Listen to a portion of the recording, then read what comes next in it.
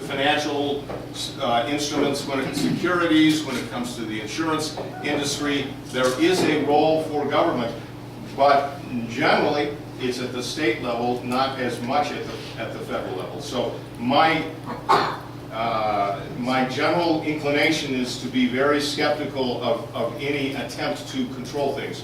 If I've got 15 seconds left, I'm going to give you this final element, and that is, if you look at what the federal government has done for the banking industry, 100 years ago, their banking bill was about this big. The last one was this big. And the regulations will probably be a stack of papers this tall. That's madness. It's like Nancy Pelosi's, we've got to pass it to figure out what it says. Sorry, I don't think we should go there. So the Volcker Rule was part of Dodd-Frank, and let's talk about what Dodd-Frank was supposed to do. Dodd-Frank was supposed to prevent the financial institutions from having the same kind of problems that they had in 2008. Well, what really caused those problems? Those problems have been caused by 100 years of government meddling basically in the mortgage market. The GSEs, Fannie Mae, Freddie Mac, these are responsible for hundreds and hundreds of billions of dollars of losses to various financial institutions. Dodd-Frank was supposed to get rid of this idea, too big to fail. In fact, I think it did roughly the opposite. Most of the mortgages in the United States now are managed by 4 banks, and these banks are advantaged because it's clear that they will not be allowed to fail, that the taxpayers are on the hook for those. Now, what happened with the $2 billion loss at JP Morgan? Well, that loss cost the taxpayers of JP Morgan $2 billion. That's what should happen. People should be able to make bad decisions with their own money without government getting into it. You know, I have spent the last 10 years or so as a private equity investor involved in the financial business, and I know that the regulation makes these things not work. If Dodd-Frank were, which was, I think it's about 1,000 pages, if it were full of good ideas, it would be a 110-page bill so that Congress could take credit for it 100 times. This doesn't work. We need to have a free, lightly regulated, fair economy and fair financial institutions. Mr. Moderator, I'm going to take my 30 seconds to step in front of my opponents and grab a glass of water. Eric, let me just clarify something that you said to make sure, at least I heard it right. You say that you thought that the people who lost $2 billion were taxpayers? No, excuse me, shareholders. Shareholders. Thank you very much. The shareholders lost $2 billion. The shareholders management team gambled $2 billion. They bore the loss they should bear. Thank you very much. Okay, another issue in the news lately is something called civil unions. I'm told that that's been, I don't know if there's something coming up.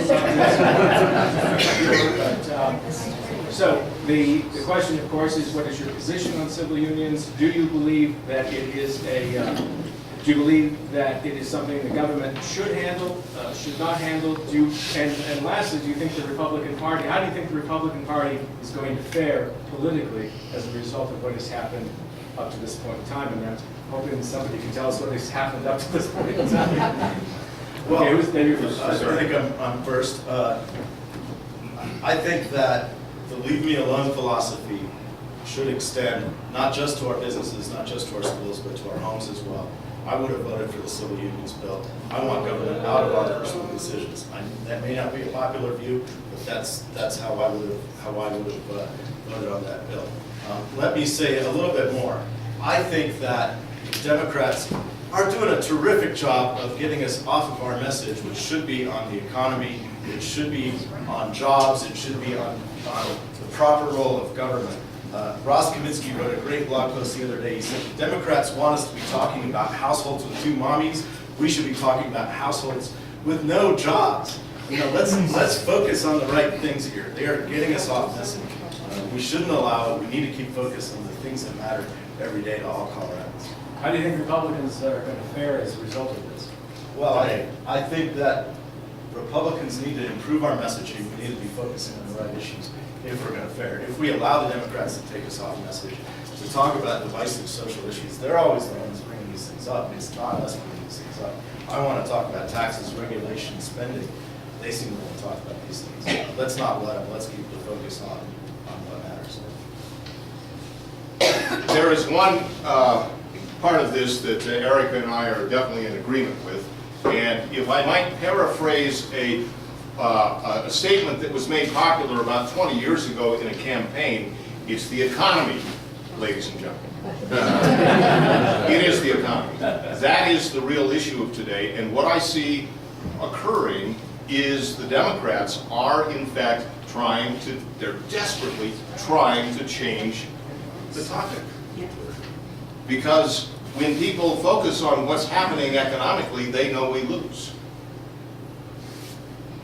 They lose.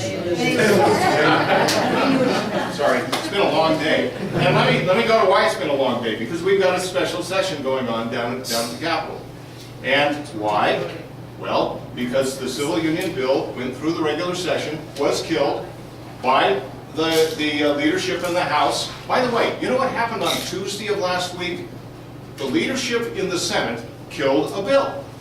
It was one of my bills. Why? Because they have that prerogative. They did it in about 10 seconds. I thought I had the votes to get it passed. Even in a 15 to 20 Senate, I still had the votes to get this passed to put same-day election reporting in the hands of the Secretary of State. And yet, bang, they came down within 10 seconds and killed it. So that's quite an appropriate thing to do.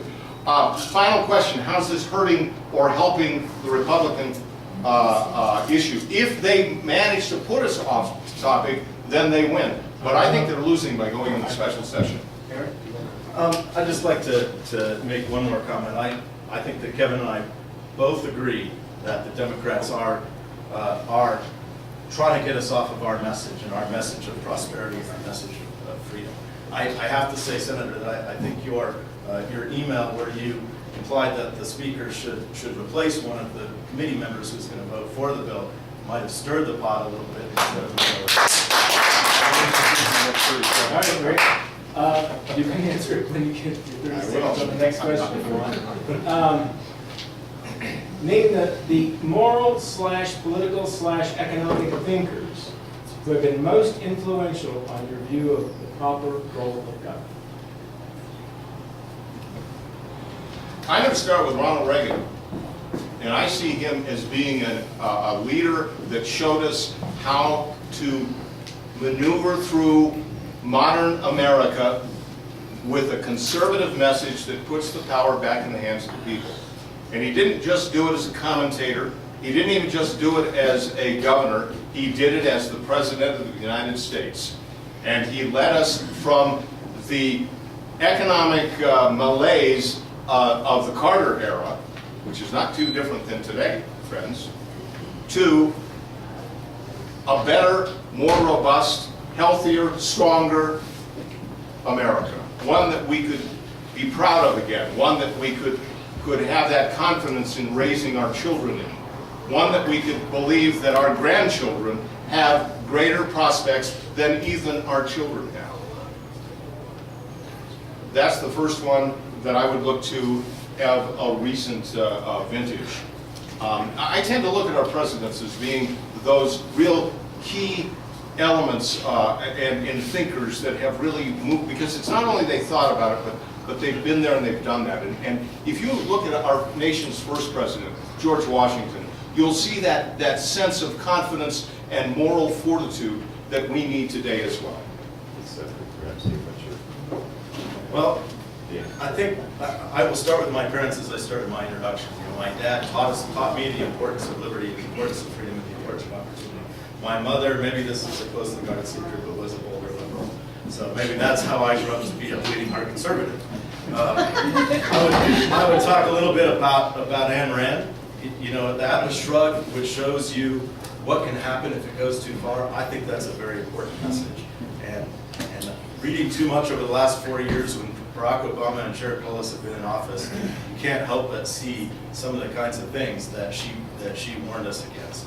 I think you got to talk about Milton Friedman, who brought policy ideas based in liberty, based in free markets that we still are proposing today, that we are still developing today as good examples of that. I do think you should talk about President Reagan, because he was able to communicate this to everyone. He was able to communicate the optimism and the promise of America, and why it's so important to protect the promise of America. So those would be the handful of thinkers that come to mind right off the bat. To take my 30 seconds, I'd like to go back to the point on my